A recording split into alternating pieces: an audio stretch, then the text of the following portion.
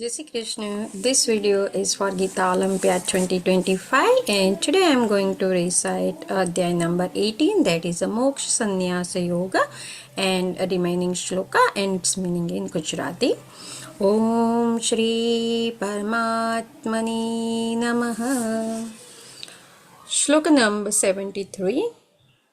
Arjuna Uvacha नष्टो मोहस्मृतिर्लब्धा त्वत्प्रसादान्मयाच्युत स्थितोऽस्मि गतसन्देहः करिष्ये वचनं तव. એનો અનુવાદ એવી રીતે છે કે હે પૃથાપુત્ર, હે ધનંજય, શું તે આને આ શાસ્ત્રને એકાગ્ર રીતે સાંભળ્યું છે? અને શું હવે તારા અજ્ઞાન તથા મોહ દૂર થઈ ગયા છે? આમાં ભગવાન અર્જુનના ગુરુરૂપે વર્તી રહ્યા છે. તેથી શિષ્ય અર્જુનને આખી ભગવદ્ ગીતા યોગ્ય રીતે સમજી લીધી છે કે નહીં, એ બાબતમાં અર્જુનને પૂછી લેવાનું તેમનું કર્તવ્ય હતું.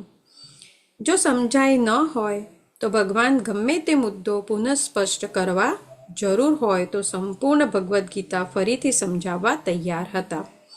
વસ્તુતઃ કૃષ્ણ પાસેથી અથવા તેમના પ્રતિનિધિ સદ્ગુરુ પાસેથી ગીતા શ્રવણ કરનાર મનુષ્યનું સર્વ અજ્ઞાન દૂર થઈ જાય છે.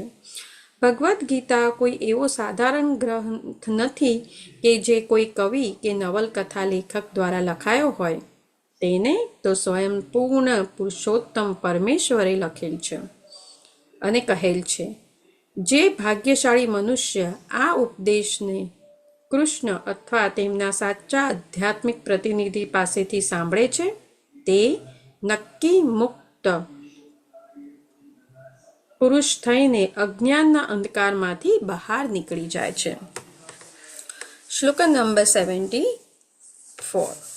સંજય ઉવાચ ઇત્યહં વાસુદેવસ્ય પાર્થસ્ય ચ મહાત્મનઃ સંવાદમિમં શ્રોષં અદ્ભુતં રોમહર્ષણં.